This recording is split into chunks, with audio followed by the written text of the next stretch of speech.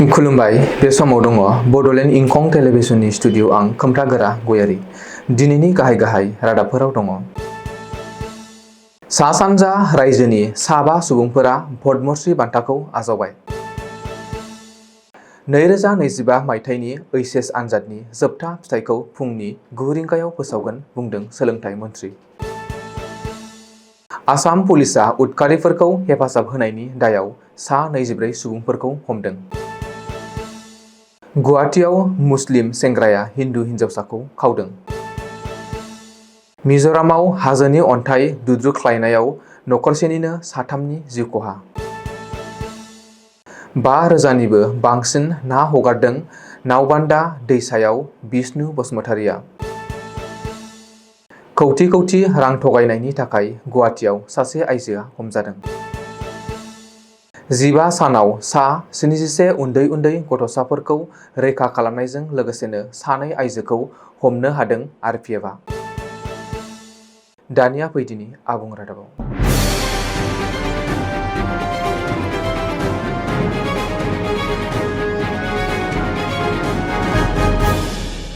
भारतनि हादरगिरि द्रौपदी मुर्मुआ राष्ट्रपति भवननि गणतन्त्र मण्डपआव खुंजानाय मोनसे समायना हाबाफारिनि गेजेरजों 2025 मायथाइनि थाखाय मानगोनां पद्म बान्थाखौ गथायो। बे मेहेरगोनां हाबाफारियाव लेङाइ हादोरगिरि जगदीप धनखड़, गाहाय मन्थ्रि नरेन्द्र मदि, मिरुनि नखर मन्थ्रि अमित शाह आरो गोबां गुबुन मिरुआरि मन्थ्रिफोरजों लोगोसेनो गोबां मानगोनां सुबुंफोरा बाहागो लादोंमोन। गासै 4 पद्म विभूषण, सा 10 पद्म भूषण आरो सा 57 पद्मश्री बान्था मोननो हादोंमोन। सा 57 पद्मश्री बान्था मोनगिरिफोरनि गेजेराव आसाम आरो सा सानजा रायजोनि 5 सुबुंफोरा मख'जाथाव बिहोमानि थाखाय गोजौ थाखोनि बान्थाखौ मोननो हादोंमोन। फारियै आसामनिफ्राय आरिमु बिथिङाव जय नारायण बथरिया पद्मश्री बान्थाखौ मोननो हादोंमोन। प्रफेसार अनिल कुमार बर'आ थुनलाइ आरो सोलोंथाइ बिथिङाव पद्मश्री बान्थाखौ मोननो हादोंमोन। त्रिपुरानिफ्राय प्रफेसार अरुणोदय साहाया थुनलाइ आरो सोलोंथाइनिफ्राय, मेघालयनि प्रफेसार डेभिड आर सिएमलिआ थुनलाइ आरो सोलोंथाइयाव, सिक्किमनिफ्राय नरेन गुरुङा आरिमु बिथिंनिफ्राय पद्मश्री बान्थाखौ मोननो हादोंमोन।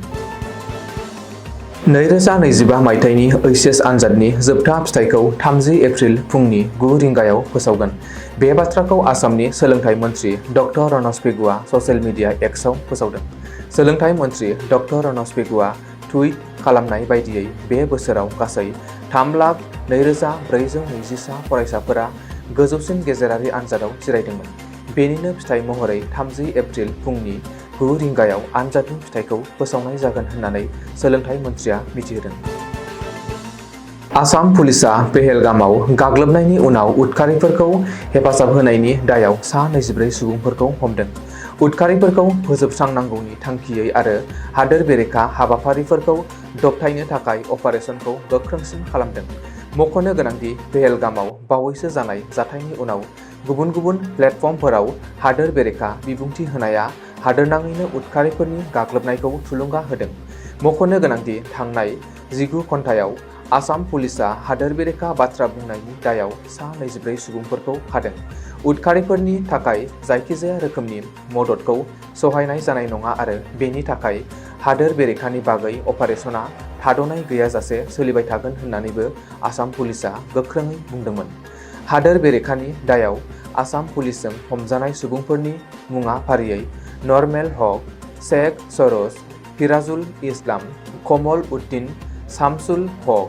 पाकिस्तानखौ हेफाजाब होनायनि दायाव खाजानाय सुबुंफोरा फारियै जाबिर हुसेन, ए.के. बाहारुद्दिन, जावेद माजुमदार, महाजर मिया उर्फे मुजिहिरुल इस्लाम, आमिनुल इस्लाम, साहिल आली, जरिफ आली उर्फे शरीफ सिंह, अनिल बानिया, मुश्ताक आहमेद उर्फे साहेल, बख्तार हुसेन बरपुया, इमरान हुसेन बरपुया, बिमल माती, डिम्पल बरुआ, मेक्सिदुल आलम, सुमन माजुमदार, माजुद आजाहार, ताहिब आली होननानै मिथिहोनाय जादों।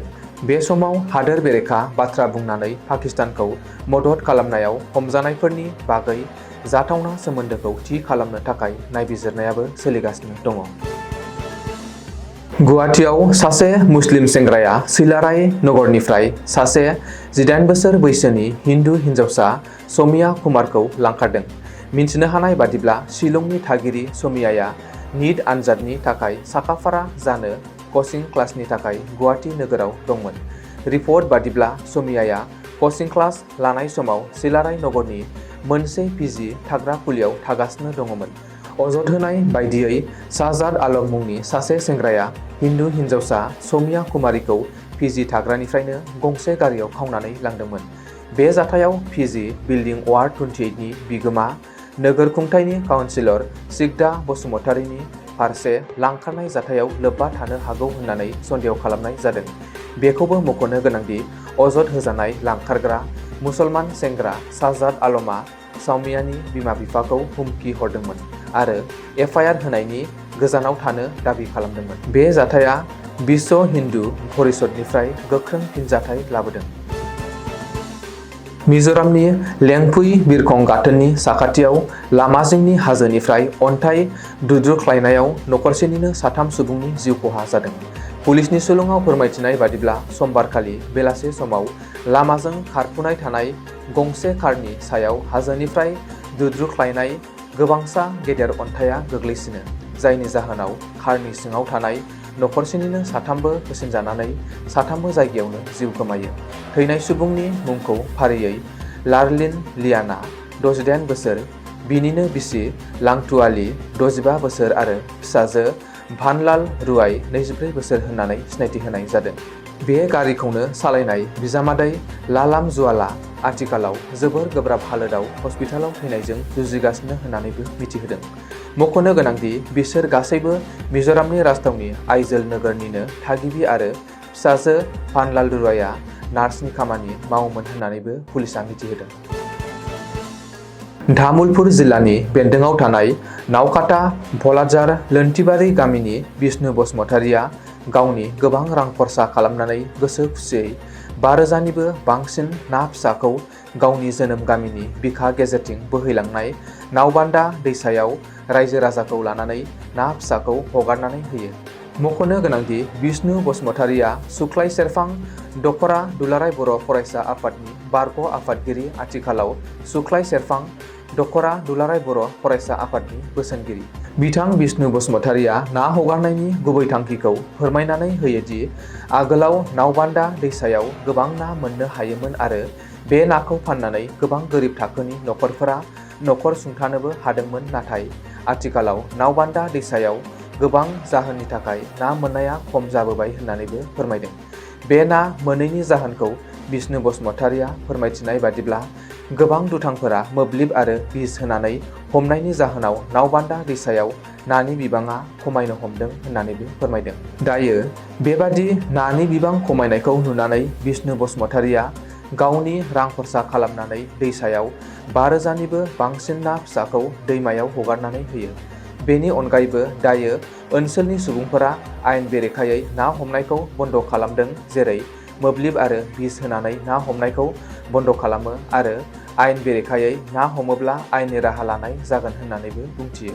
बेबादि समाजनि मोजां हास्थायनानै नावबान्दा दैसायाव ना फिसा हगारनायखौ ओनसोलनि रायजो राजाया साबायखर बावहरदों बिथां बिष्णु बसुमतारीखौ। गुवाहाटीनि चान्दमारी पुलिसआ रां थगायनाय आरो दाहार होनायनि मुङाव थगायनायनि दायनिगिरि सासे आइजोखौ खादों। खाजानाय आइजोखौ कबिता बैस' होननानै सिनायथि होनाय जादों। रिपर्ट बादिब्ला दायनिगिरि आइजोखौ बामुनि मैदामाव सिग्रोमनाय समाव हमनाय जादोंमोन। पुलिसनि रिपर्ट बादिब्ला बैस'आ गोबां सुबुंफोरखौ मुलाम्फा गोनां रां लानानै राङारि हेफाजाबनि समायखिरा होनानै कौटि कौटि रां थगायबोदों। हमजानाय आइजोनिफ्राय सिग्रोमनाय समाव पुलिसआ 151 फोरमानलाइफोर जब्द' खालामदोंमोन, जेराव गुबुन गुबुन सुबुंफोरनि मुङाव 5 कौटि रांनि चेक, मोनबा थिखानाय गोरोबथा आरो गोबां रां खहा जानांनायफोरजों सोमोन्दो थानाय मोन 100 गुबुन गोनां फोरमानलाइफोरखौ बोखांनो हादोंमोन। मख'नो गोनांदि 2023 आरो 2025 मायथाइनि गेजेराव बैस'आ सासे सुबुंनिफ्राय 2 कौटिसो रां बुथुमदोंमोन होननानैबो नायबिजिरनायनि गेजेरजों मिथिहोनाय जादों। बे समाव बे जाथायनि बागै गोख्रोङै नायबिजिरगासिनो दं होननानैबो पुलिसआ सुलुङाव फोरमायदों। NF रेलवेनि बेंखनाव थानाय RPFआ 15 साननि गेजेराव सा 71 उन्दै हौवासा आरो हिन्जावसाफोरखौ रैखा खालामनायजों लोगोसे 2 खावग्रा आरो लांखारग्रा आइजोखौ एरेस्ट खालामनो हादों। थांनाय 1 एप्रिलनिफ्राय 15 एप्रिलसिम गुबुन रेलवे स्टेशनाव RPFआ GRP आरो लकेल NGOफोरनि हेफाजाबाव सिग्रोमनानै गासै 71 बैसो जायै गथ'फोरखौ रैखा खालामनो हादों। RPFनि सुलुङाव फोरमायथिनाय बादिब्ला बैफोर उन्दै गथ'फोरखौ गुबुन रायजोआव फानहैगौमोन। दिनैनि रादाबा एसेनोसै, गोजोन्थों।